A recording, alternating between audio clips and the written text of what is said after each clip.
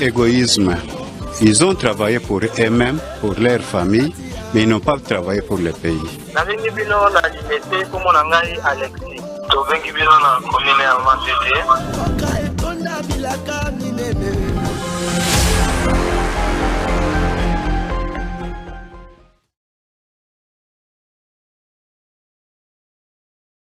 Émission de Betaka mingi solo na kati ya République démocratique du Congo na ebisaka bino l'heure est grave bande konanga na République démocratique du Congo natango population aza kolela natango population à se retrouver dans nos têtes.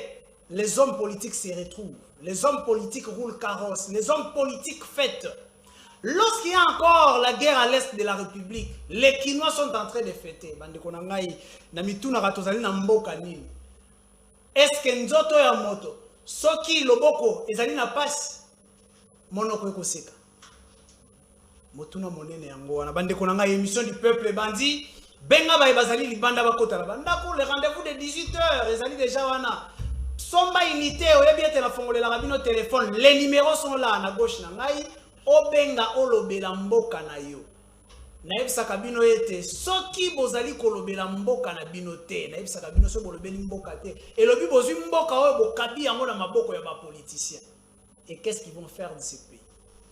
Boyebi bapoliticiens congolais malamu bandeko na ngai sujet d'actualité ezali ebele boyoki politique eza kotoka kase kotoka bakote mususu ba procès mususu eza koya wana kote ya chebe ya tokobeta masolo na mona mikolo ezali koya kasi lelo oyo toko s'intéresser na makambo mususu botika ngana on a s'intéresser na social ya population lelo liboso ete na présenter bino ba invité na ngai oyo tozali na bango na plateau pe lisolo nini oyo tokobeta na bango nazali ko proposer bino nanu image ya école oyo ezali na Équateur simande nazongeli bino poto beta lisolo na kati ya mboka wana nasengi déjà na régie évangéliste Aristote image Mbote oh kombe école ni Willy Bakonga oya ministre oya école à l'état à l'état kombe école ni Bakonga comment on peut école Willy Bakonga ah toi na mboka ni Bokaka est-ce que au classe ni na classe ni première et sixième. Première et sixième. Oh la sanga eba classe yango ya première ezap. Ya première yango. Kama difficulté na mo pepe mo gega ne buki mo. Première première. Wapi ban. Ba bafanda wapi. Tu appelles à congé, il faut que tu banques ça. Ah OK. Au première. Deuxième wapi.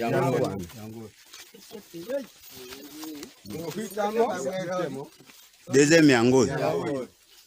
École Willy Bakonga deuxième yango. Oyo troisième. Bon ba tableau za ba koma wapi. Wapi tableau la kisanga tableau. Kaila kisa tableau que tu tableau. La kisa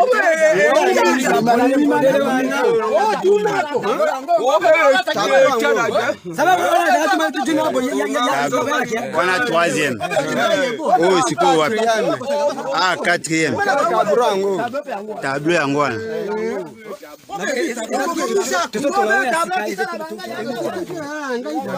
Ah au tableau yango. Oui quand même en kekele. Yango ande tableau. Au quatrième. Et tu as ici cinquième. On trouve à sixième primaire. OK.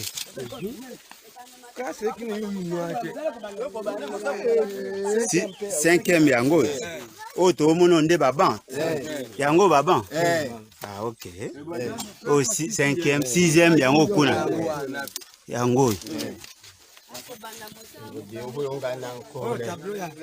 Au tableau à cinquième. Ah OK. Ah au tableau à sixième. Sixième primaire. Oh kuna ndako ya bureau. Ah OK. Ah to za Bukaka non? Ah OK. Sikoyo nani wese zapi toilette. Bon, Classe école bandi mukumbula ni. Oh, kaka Ah, ebandi sika. Ah, ok. Bon, sikoyo lobana. Problème na bino ezani. Posa na bino ezawa basa nini. Elo ni bozangi. Souci na bino ezani. Bon, Tokeka bo po baninga pe ba mona. souci na biso zaboyi. Au moins biso na école Ya liboso kuna. Wala ngombe. Toza trajet molai. Ok. Ça fait vale soka 6 3 km na ndambo. Mais les bana baza ko souffrir. Ba souffrir fo atambola tikuna. Tikuna. Sikonde tango pe to zui pe epe papa Willy Bakonga ba délégation ba yeba ba temisa école là on est sikonde to bandi ko renouveler musala tout école ETLM. Ah, oh, ba eko cha ezali batu ya papa Willy Bakonga. Délégation na ye. Nde ba temisi école. Et puis ba pesi bino moyen botonga. Bino mo botongi. Ah, bino mo population nde botongi. Boluki bandele, bandete na bino. To ba mo batike bino nini a tableau.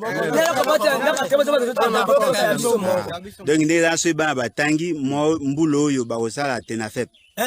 Ba kosala ngwapi ngende. Na Bukato la 3. Akola. Bo ba ngani ingende 3. Ingende 3 na Bukato la centre. Pour que ba c'est un kanaki formation kuna. Bukato. Ah, OK. OK. Siko awa ba enseignant ba na zo futa bango. Mbote. Oh, kombe école nini? Bakonga. Bandeko na ngai ezopesa posa koseka pe na kanda mwa kanda moko eza komata toyebi ete mpona koboma mboka esengeli ete bobanda koboma éducation na yango. Est-ce que les politiciens congolais baya na Congo mosala na bango na Congo ezalaka ya kodétruire République démocratique du Congo? Motuna na nga na kotuna yango na ba invité na ngai ya lelo nazali koyamba bango bazali ba invité oyo ba mesana penza moka mesana na plateau na biso mososo ezali pona mbala liboso monsieur Francis Kwamba ndeko mbote na Mbote ndeko Isaac. Bonne santé na yo? Non, ça va, ça va. Voilà, je rappelle que Ozali secrétaire général, il y a synergie des notables et des associations, il y a Grand Kassai. Certainement. C'est quoi organisation Nabino Ezakolo Belanini? Ok, la synergie des notables et associations du Grand Kassai, c'est une structure qui a été créée sous l'initiative du sénateur Denis Kambaye Chimbombo. Alors, nous avions créé cette association et Zapona, d'abord, nous devons soutenir le président de la République. Oui. Ça, c'est la première des choses. Donc, tout Kassaïen, toute personne de la communauté kassaïenne doit prendre conscience que c'est le président de la République, Félix Antoine Tshisekedi, qui est kassaïen, qui a pris le pouvoir, et nous devons être derrière lui pour nous soutenir. Donc c'est une association qui concerne les kassaïens? Oui, c'est une association qui concerne la communauté kassaïenne. Donc nous avons le Grand Kassai. Le Grand Kassai est regroupé en 5 provinces. Et ils ont regroupé dans 5 provinces. Dans 5 provinces, nous avons Kassai, Kassai central, Kassai oriental, nous avons Lomami, nous avons Sankou. Donc, Biso Nyonso, Tosangani, en tant que Kassaïen, pour que d'abord, Tozoloba Monokomoko, ça c'est la première des choses. Et la deuxième chose, nous devons converger nos forces pour soutenir le président de la République. Très bien, nous allons parler de tout ça. Non, je suis en train d'aller encore. Et deuxième objectif, c'est que Busso, tant que Sangana, Tosali, pour défense, il y a intérêt, il y a communauté kassaïenne. Parce que lobby, tout le monde qui na régime Oyeleki, ils ont fait régime Oyelekaki. Ils ont fait les associations comme ça. Alors, ça n'avait pas de problème. Alors, nous avions créé cette association. Et cette association, l'idée de la création de cette association n'est pas venue aujourd'hui avec Denis Kambaye. Parce qu'il a commencé à lutter pour le kassaïsme, ça fait déjà 29 ans. Très bien, nous allons en parler au cours de l'émission. Tokobeta lisolo na yango attaqué Denis Kambaye ya fandaka mingi l'honorable Denis Kambaye à Kinshasa. Comment est-ce qu'on réfléchir sur une organisation étali Congo Mobimbate, mais il réfléchit en termes ya Kassai. Nous allons en parler, on va détailler na yango nyonso. ndeko na biso ya mibale ezali bongo ndeko Sele Bakamana, ndeko Sele mbote na yo. Je rappelle que vous allez habitué à plateau na biso. Oui, oui. Ndeko Sele lelo na tout monde na casquette ya sika synergie, il y a Grand Kassai, qu'est-ce qui se passe? OK, nazolinga juste na pesa moi éclairage na présence na ngai lelo na plateau na yo. Na yaka awa en tant qu'analyste politique, na yaka kosala mambo ya politique awa mingi ba émission politique. Mais lelo na ye na émission en tant que Kassaïen pour na koloba makambo o etali espace Kassai. OK. Oui.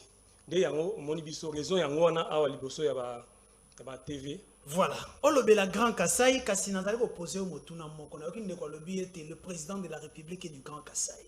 Automatiquement vous soutenez le Grand Kassai, vous soutenez aussi le président de la République. Kasotali image oyo. Totika la mona marambo aboyete à temps na période ya ndeko Joseph Kabila. Apparemment le président de la République arrivant au pouvoir, tout le monde net RDC ko dindaka lisusu ndeko Sele. Ndeko nauti kotala natala ki image eza esengote pona nini. Biso totanga pe classe eza vraiment éducation ezali vraiment très important, donc moteur pour na Congo ya lobby ezala vraiment neti et ba tozolo ke jeunesse eza venir ya lobby. Mais il faut te préparer au lelo. C'est la passe par l'éducation. L'école. OK. Na problème o ezali toki ko tia responsabilité na mokonzi mboka te. Oyebi ke tozana ba ministère ebele. Chaque ministre est responsable ya secteur na ye. Na auto tu komona makambo école ezali mona mboka le excellence Willy Bakonga, oui. Parce que toki kuna bato bazolo kombo na ye ke eza école na ye eza soit na nani na Équateur.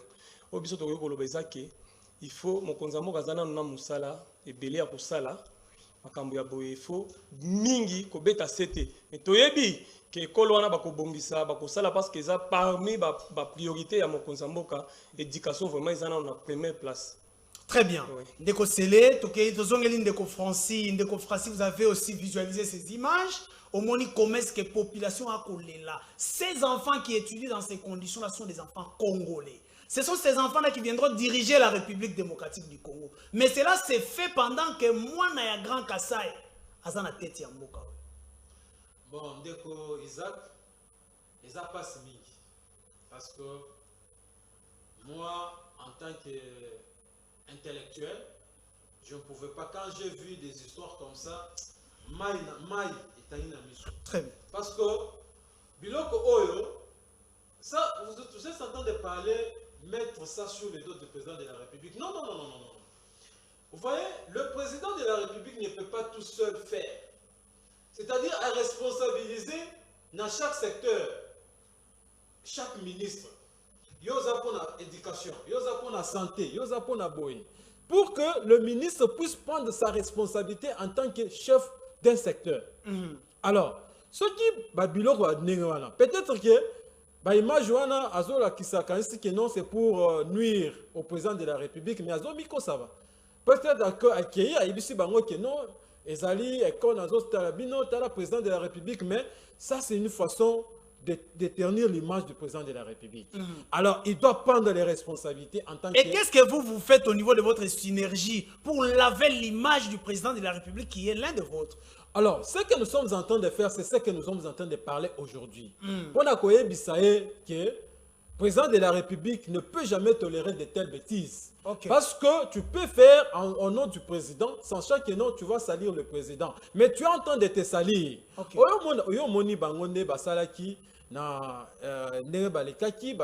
Pendant 2 ans, au président de la République, à Salim Moussalate. On peut faire pour que ton nuit rien. Mais le président est trop sage. Image Oyo, parce que le président de la République est en train, c'est quelqu'un qui visualise, qui attend la émission, c'est noté par le conseiller. Parce que nous sommes réputé et pas ministre. C'est lui qui est responsable. Le président de la République n'est pas responsable. Il est responsable de l'école est engagée. Au moins, l'école wana ceux qui au côté wana. Si tu étais intelligent, Donc, intelligence, nous c'est quoi? Merci beaucoup, merci beaucoup. Nous allons déjà passer dans l'étape de la Grand Kasaï, savoir ce qui se passe là à l'intérieur. Les enfants de la République démocratique du Congo doivent vivre le rôle à Banao, Bazali, Nakati, Yamoka, Moko, Bazali, riche le rôle de la République démocratique du Congo. Ce n'est pas vivre dans ces conditions, c'est une honte pour la République démocratique du Congo. Et Nazako Kanisaete, tant qu'on va projeter ma image, où sont les 1000 écoles ya Matata? Matata Mponyo nous a parlé de 1000 écoles. 1000 écoles wana ezali wapi na tango na Équateur, bana ba ko vivre na condition. C'est bon, nous allons en parler dans l'émission na biso ezali koya surtout les dimanches à 18h, ne zappez pas. Bande konanga itozongeli bino. Lelo oyo bozali accusé. Vous qui avez des associations où ils allient un peu comme le là-bas tribu, comme le là-bas province. Et bien vous allez comme même tribalisme dans la République démocratique du Congo. Est-ce que vous ne trouvez pas que nous devons parler du Congo au lieu de parler du Grand Kasaï? Ndeko Francis. Ok. Vraiment, les autres c'est parce que au moins, Makambogan Kassai bandi siko été. Makambogan Kassai, le président Denis Kambay a commencé à parler du Grand Kassai, à lutter pour le kasséisme. Ça fait 29 ans. Mobutu, Kabila a un pouvoir. Mobutu a un pouvoir. Il a commencé à lutter pour ça. Alors, le lobato balobi qui non, ça crée le tribalisme. Et ça tribalisme. Bon, tango nani Kasavubu. Azalaki président de la République. Makambo y a les grands Équateur, Azalaki, les grands Bandundu, Azalaki, les grands Kassai, Azalaki. Alors personne ne parlait du tribalisme. Mobutu a eu pouvoir. Tokena grand Équateur. Babandaki au Sangana. Awa na Kinshasa. Bazo Sangana. Bazo Salaba. Pour soutenir moi. Pour soutenir Moutunabango. Parce qu'Azalaki président de la République. Là, il n'y avait pas le tribalisme. Président Joseph Kabila a eu pouvoir. Là, maintenant, c'était pire.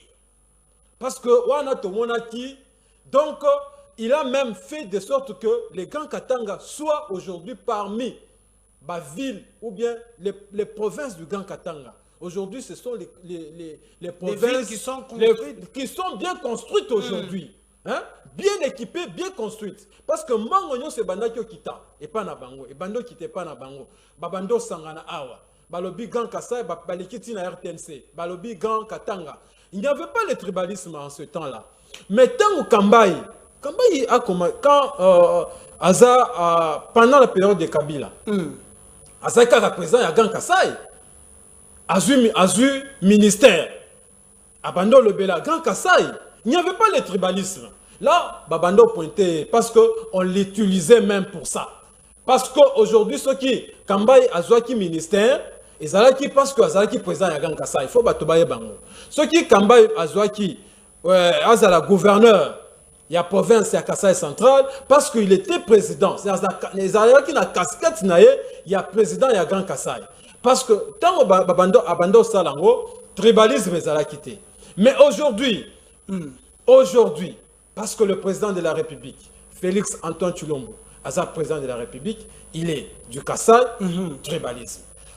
Je vais dire dans sa population boye, tribalisme, ils ont concept. Quand on parle de tribalisme, on voit une tribu. Ça va? Tribu. Mais ici, le Grand Kassai n'est pas une tribu. Le Grand Kassai, c'est la composition de chaque de 5 provinces. Dans le Grand Kassai, il y a aussi les tétés là, les Songé à l'intérieur. Nous avons 4 langues en République démocratique du Congo. Ça va? Nous avons 4 langues en République nationale. Nous avons les Tshuluba, ce qu'on appelle les Balubaphones. Nous avons les Swahiliphones, nous avons les Lingala ainsi que les Congophones. Et tout ça, ce sont les espaces linguistiques. Vous voyez? C'est ce qu'on appelle aujourd'hui, les Balouba construisent un espace linguistique par rapport à leur langue. Vous voyez? Quand les Baswahili se regroupent, c'est par rapport à leur langue. Quand les Bakongo se regroupent, c'est par rapport à leur langue. Quand les Bangala se regroupent, c'est par rapport à leur langue. Bien. Nous allons maintenant, je reviendrai chez vous pour nous dire, est-ce que cela peut favoriser le développement de l'espace Kasaï? Ndeko Sele Bakamana, lelo oyo contribution, il y a synergie na bino pour na ba Kasaï zali nini?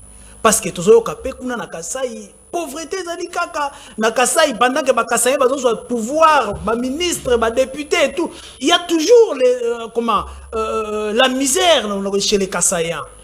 Mais contribution à synergie. Oye ko sala question bo sangani. Tina nango ezali nini? To ezali ko mabiso wapi? OK, merci beaucoup Ndeko pona mutuna. Na ko expliquer boye. Synergie des notables et associations de Grand Kasaï, ils ont créé na idée yake tous à la biso nyonso bomoko. OK. C'est pour favoriser l'unité. OK. Oui, bien qu'il y avait le Grand Kasaï. Et puis, il y a eu Grand Kasaï Fondation. Et puis, il y a eu Grand Kasaï Holding. Ils ont une association ébélée. Ne tinga yo zo monanga na zolo balelo boyewa. Na ye na Grand Kasaï, na été ne membre. Je suis président d'une association où il y a biso ya Kasaï. Des temps bazui basali fusion. Bazui bangonyo soana synergie za loko la plateforme o ezozwa. Et sangisi ba nyonso ya mike ozoye bawana. Na oki ozutu tuna ozutu ko balika moko alobi ke mais na Grand Kasaï on a pe batete la pe bazali. OK. Biso tout oza na espace du Kasaï, espace na biso nyonso les 5 territoires, les 5 provinces. Na 5 provinces on a balobi ke il y a tozana munoko moko kaka o eza reconnu eza chiluba. Les restes on les a dialecte mais biso tout nous sommes tous des Kasaïens. OK. OK. Donc ils allaient exclure batete la tête. Eh, na kati ya Grand Kasaï papa. Tango koyo komona ke tanto zo ba sankuru. Na sankuru ya banani bazakuna. OK. Parce que na sankuru to tala bandeko na biso ba songe bazali batete la bazali so to kiti na Kasaï to kuta bandeko na biso ba kuba bazali ba kete bazali so to donc batu nyonso so to kena lomami. Olo mami kuna okuta kanyoka donc tozi batu nyonso wana espace nyonso wana nde yango tozana kati biso tout tozana kati ya nani ya synergie. Donc eza eloko moko te ba créer pour ça qui diale loté wana foye bango bien.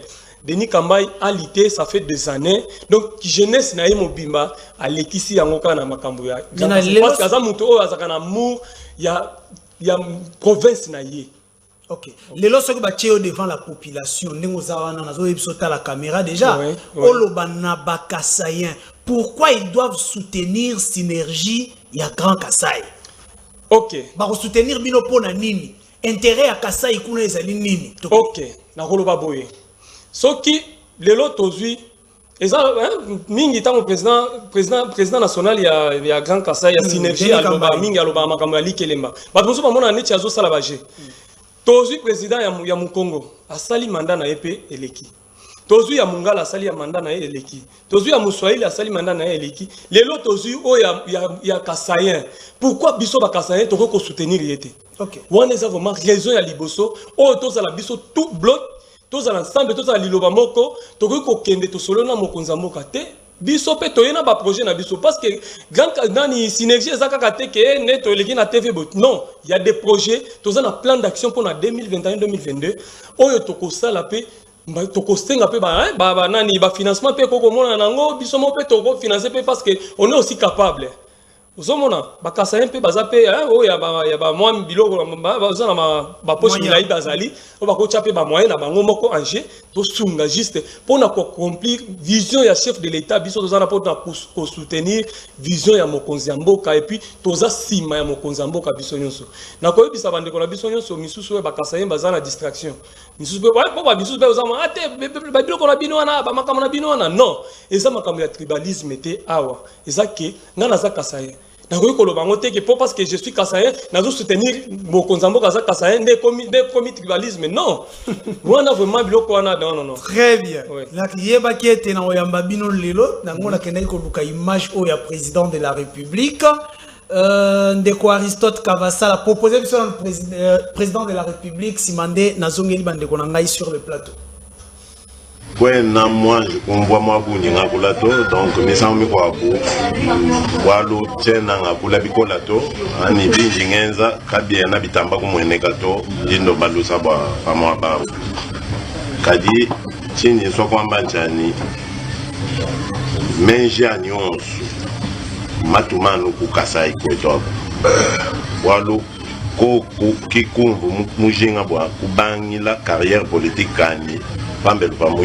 Ouais, na moi on voit moi buni ngakulato donc misambi kwa bu walo tena ngakula bikolato ani bingi ngenza kabia na bitamba kumwene kato ndindo balusa ba pamwa ba kadi chini so kwamba njani menja nyonso matumanu kukasai kweto walo ko kikumbu mujinga bwa kubangila carrière politique kani pambelu pamu.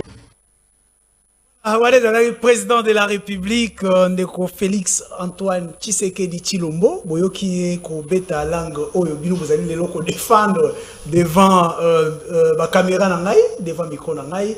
Kasimoto na ngezali akoyeba, le président de la République a fait quelques actions na Grand Kassai. Na Grand Kassai, action moi et belé. Mais qu'est-ce que vous faites pour la visibilité? Apparemment, Bosuki Kaganarokumi, chef de l'État, mais pour la visibilité à l'action. À Sali, à niveau, il y a Grand Kassai Batebele, on se plaindre, ils allaient comme bêta maté, les solos salité. Quel est le rôle de Grand Kassai sur la visibilité à l'action et à chef de l'État? Ok. Je vais répondre à cette question. Mais il faut d'abord revenir. Allez-y. Na problème moko oyo et sali et la bruit. Na kati ya population. Oyo ce qui concerne le président de la République. Yemoko moni aoti koloba que je suis du Kassai. Et soki na lingina banda baction na banda baction na ngana Kassai.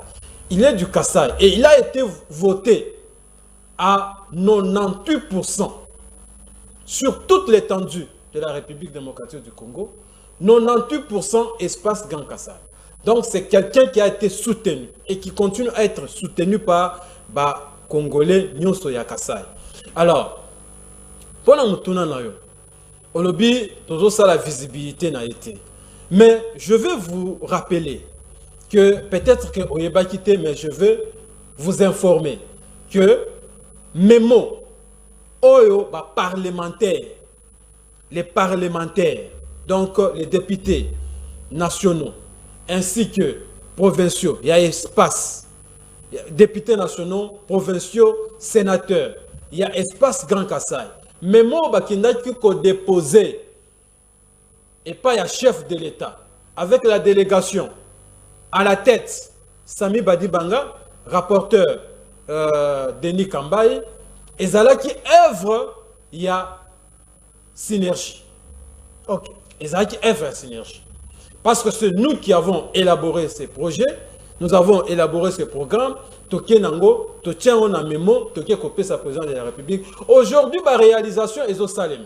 Peut-être qu'il y a des Ozoeba, ça signifie que vous aidez aussi les chefs de l'État à réussir. Nous sommes en train de l'aider parce que nous avons commencé à l'aider depuis longtemps, depuis qu'il a pris le pouvoir. Nous avons été la première personne à s'élever. Quand le président de la République a pris le pouvoir, peu importe son appartenance politique, c'est Denis Kambaye. Ok. Avant Bamoussou Soubaya, parce que Bamoussou Soubaya n'a pas concertation sur quoi.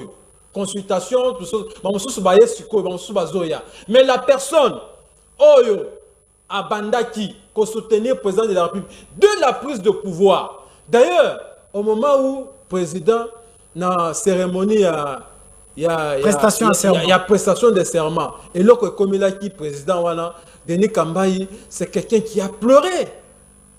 Qui a pleuré. Parce que, ceux qui ont le Komaki, quelle serait la place Yabakassayen?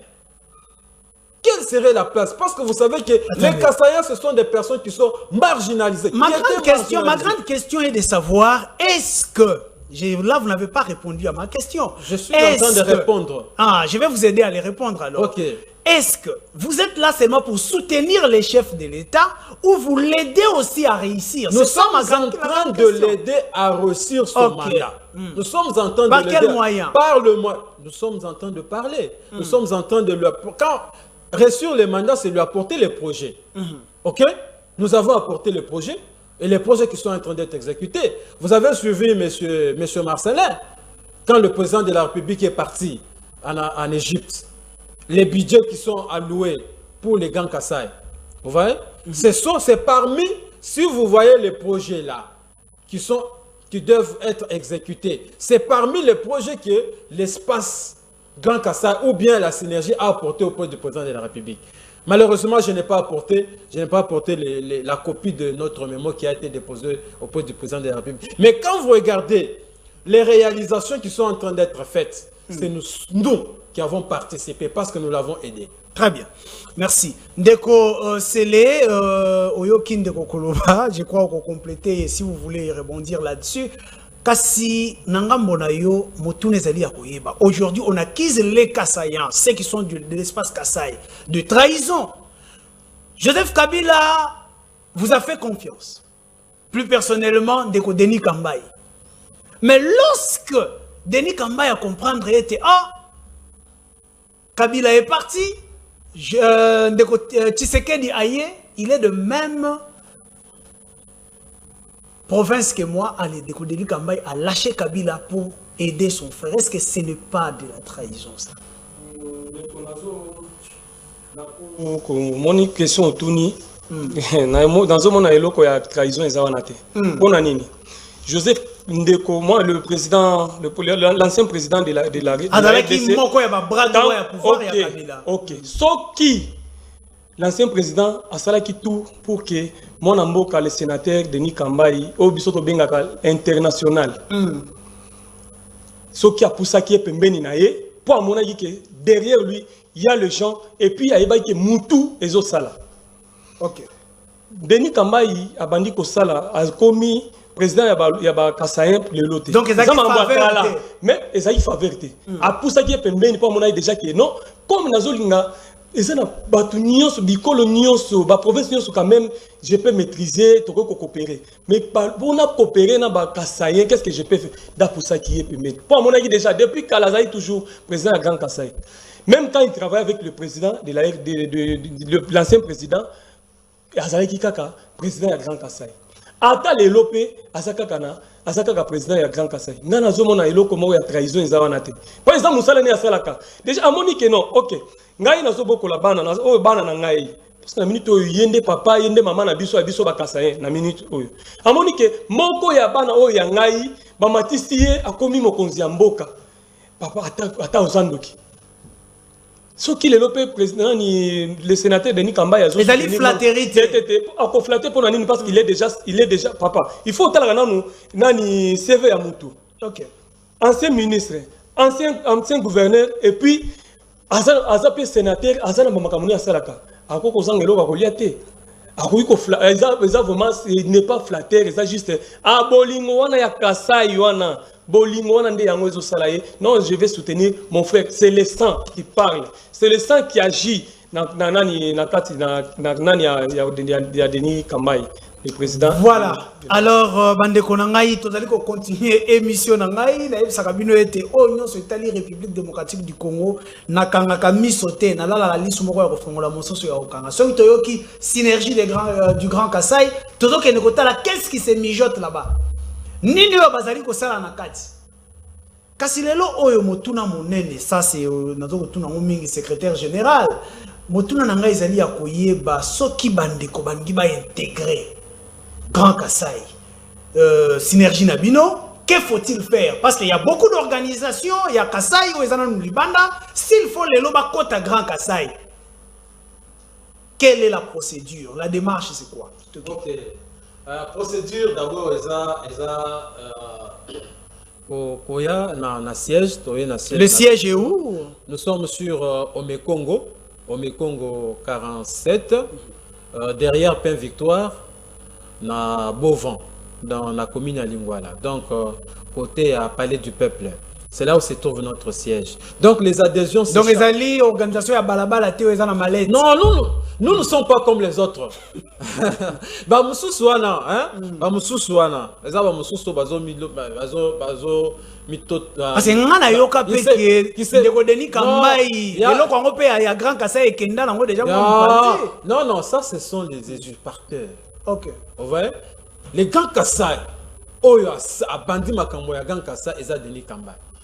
Ba qui la justice a pesi Denis Kamba raison. Parce que Aza président.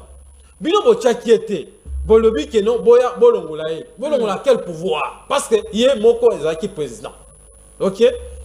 Il a demandé à Sali Synergie boy. Nga na yemba la moko na mituti tolo na lobi non. Denis Kamba ilongwa wana nga na za la président. Non. Denis Kamba, c'est le président reconnu statutaire. Alors, il y a des procédures pour que le président... Alors, on ne peut pas se frapper la poitrine à Tongo et que non, le président Kamba est abîme. Non. Donc, ma solo, il y a synergie à Grand Kassai. Oyo, Batonyo, Sobaebi, Ezali, synergie. Il y a Grand Kassai, il y a Denis Kamba, Oyo, Zana, Ome Congo, 47, derrière Pain Victoire. C'est-à-dire, nous avons maintenant nos fiches d'adhésion. Vous avez les 31, Oyo Otikoleka, il y a janvier. Tout ça là qui grand échange de vœux, na cérémonie mounene. Il y a échange de vœux. Tout ça là qui échange de vœux, to bengisa qui ba notable nyonso, il y a Grand Kassai. Alors, parce que nous avons réuni tous les notables. Nous avons réuni tous les députés de l'espace Grand Kassai. Quels sont ces notables? Nous avons réuni. Notable parce que tu es notable minene à Grand Kassai. Est-ce que vous êtes dans la capacité à coacher bango ensemble? Oui, te réunir bango jourwana. Parce que je suis na ba image je devais atta ce qui tobimi a na olaksa ba image. Prochainement na osenga yeto il y a même parce que on a qui a la force. Ngoy Kassange na ADC. Ce sont les ennemis. ADC Ogiolung. Ce sont les ennemis depuis longtemps. ADC côté DPS, Ngoy Kassange côté PPRD, Ngoy Kassange a fait que même que ADC puisse aller en exil en Angola. Partir pendant beaucoup d'années. Les ennemis juraient. Mais Kambaï a fait l'effort. Yakozo Batouana, Korenir Bango, c'est pour vous dire que il n'y a pas. Le leadership, c'est dans le sang. Très bien. Tu ne peux pas contourner le leadership et Amouto qui ose à la leader. Il y a un seul leader qui est Denis Kambaï. Il y a un seul, le Grand Kassai qui est reconnu aujourd'hui ici. Par tout le monde, même au niveau de la présidente. Parce que le président, ce qui a bengi à l'objet Grand Kassai, c'est le Kambaï qui sort. C'est Denis Kambaï qui sort. Merci. Le problème est au niveau du leadership. Est-ce que Grand Kassai est un leader rebelle? Est-ce qu'aujourd'hui vous trouvez que leader OSNGL a même charge à Grand Kassai de Denis Kambaï par rapport au leadership? Ok. Depuis les lotés, quand on parle du Kassai, on voit directement Denis Kambaï Chimbumbu. Vous avez Makambo et Tali Balouba. Et ça, vraiment, le moto a eu ça la face na Denis Kambaï Azate. Pour la côté, on a. Ok. Maintenant, et là, on y a Koloba. Synergie des notables associations. Yango eye komela association na bisonyo sto créer qui a mike totik ezaneti Denis Kambaï a commune na minute azalo ko la autorité mo wana za stratégie pour bomundi eloko mona maboko te eloko nini papa eloko bi onyo so moni wana yo nyoso tokotanga kombo awa nyoso wana Grand Kassai Fondation, Grand Kassai Holding, Grand Kassai Tunu Konga Batwe, tout ça c'est Denis Kambaï qui est fondateur yende muto abanda ko créer nyoso wana. Nyo swana de te kozwa nyo swana to sangisi yango to sali loko moko oyo mono po totali to Grand Kassai so to zaka na Grand Kassai par exemple ngai naza par exemple ko za la mukuba naza na association ngai ya ngai bandeko ngai bakuba na koko ya kunate mbai ko sa vite bito pesa bat nyo swana chance ozomo nango de to pesa ko chance ba fongo lige okoko za na association na bien biso les ressortissants ya territoire tel to za biso tout na Grand Kassai. Pour la problème, il y en a il y a bureau. On l'a bien que ça, il y a association, il y a mallette. Pour ton information, tous un village Grand Kassai. Et ça siège, on est dans des villages.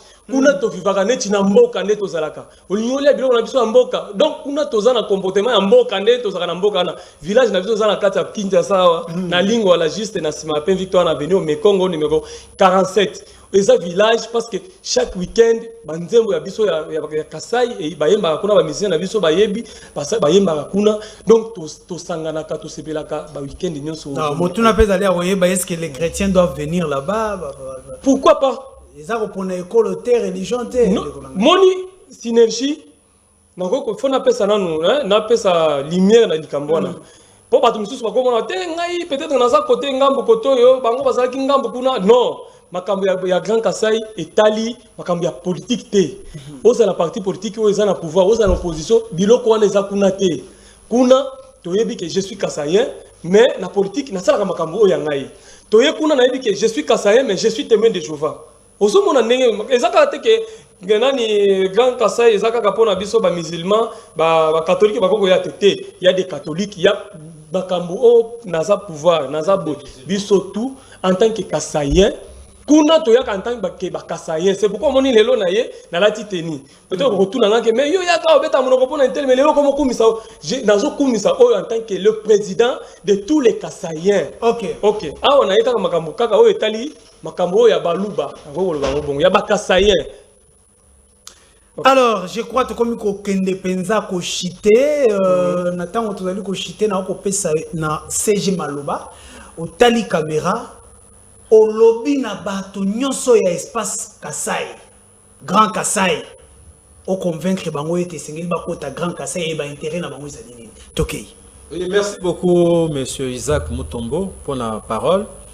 Nazoyebisa population kassaïenne Oyo ezo vivre en Kinshasa et partout dans le monde qui est Grand Kassai lokola président vice-président ya Lukunga na ville ya Kinshasa au Koloba ezali parti politique te ezali rassemblement ya communauté kassaïenne PPRD UDPS oui ngala za mutu ya na parti politique nanga Denis Kamba za mutu PPRD ti siko alongwa PPRD te azaka mutu PPRD azobanga olongwa PPRD perdre siège mais c'est ça mais à quoi se prononcer il faut aller en bon en tant que ah bon mais il faut aller en bon OK il a été élu pour ça il a été élu pour ça c'est le peuple qui lui a donné le mandat alors il faut assist à mandat naé mais ce qui assist mandat naé ndé à quoi se prononcer ce qui a tika na PPRD ou ce qui parce qu'il est libre il n'est pas bloqué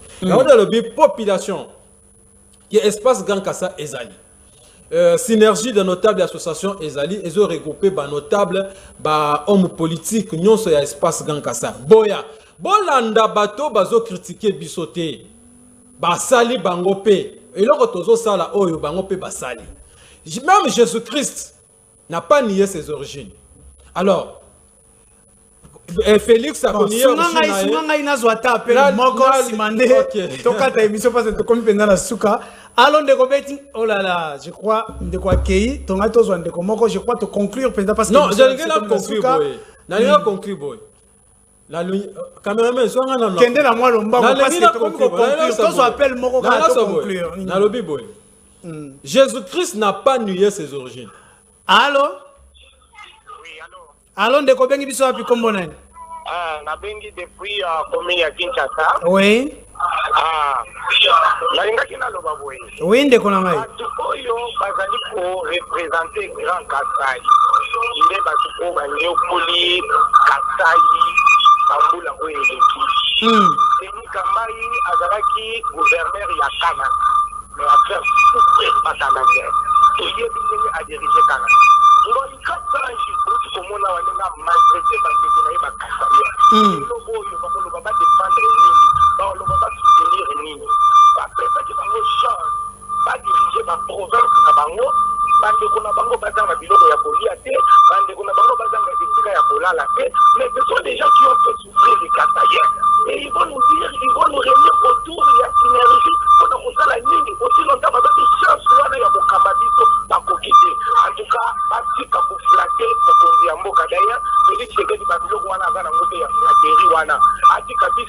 bakasanye souffrir mingi elingi lisusu makambo wana te. Merci. Ndeko Atuni, je crois que vous conclure pour répondre à Yemba Lamoko. Le Kasaï a été dirigé par Banaya Kasaï. A cité Ndeko Denis Kamba a dirigé Bakasaya, à Zaki na province. Ndeko Ngoïka Sanji a dirigé Pekasiba Kasaï va souffrir. Est-ce que lelo oyo beaucoup de sous kobima pona koloba été le boss en sous Bakasaya na autour ya synergie à Grand Kasaï. To conclure pena émission d'Abson Balamoko. C'est une dernière parole. To zuben de conseiller to conclure. Ok, je réponds directement pour dire que il n'y a pas Tozan a retardé.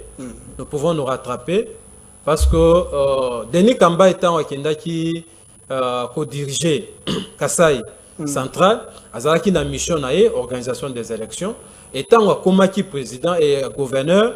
Makamusu so salaki aujourd'hui bazo benga e kaisong bambis oyo ya Angola yenda mimaki yango oki ya eza eloko moko lokola babando benga Claudel. Prochainement nous parlerons d'ailleurs il y a bilan naé bilan de Denis Kamba. C'est pour dire que to se décourager, nous devons maintenant venir. Nous avons le président de la République qui a pris le pouvoir, to sangana to kende liboso. Merci beaucoup. Merci beaucoup. Émission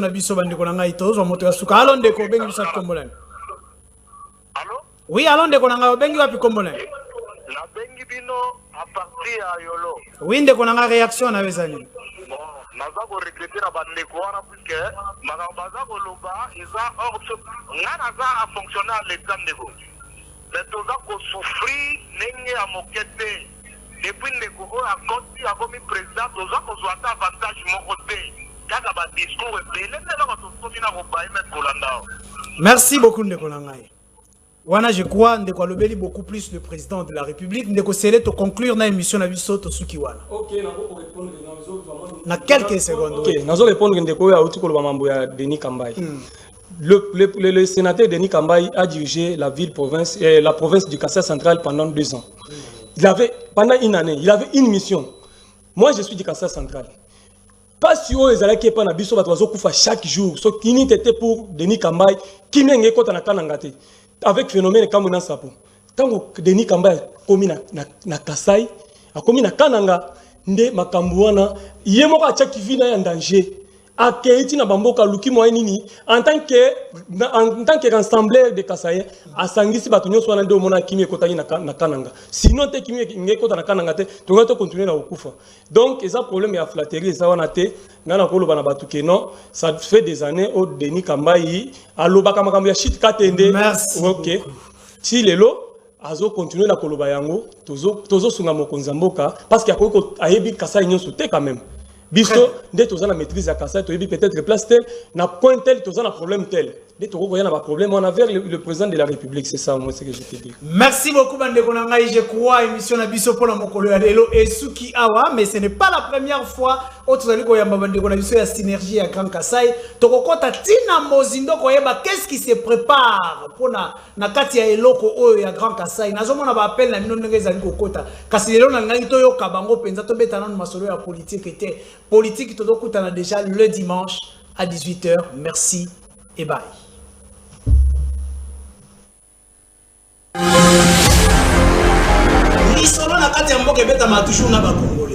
Isaac Moutombo, j'aime bien t'appeler journaliste intelligent. Tina Beni, Tina Kolwezi, l'émission est suivie.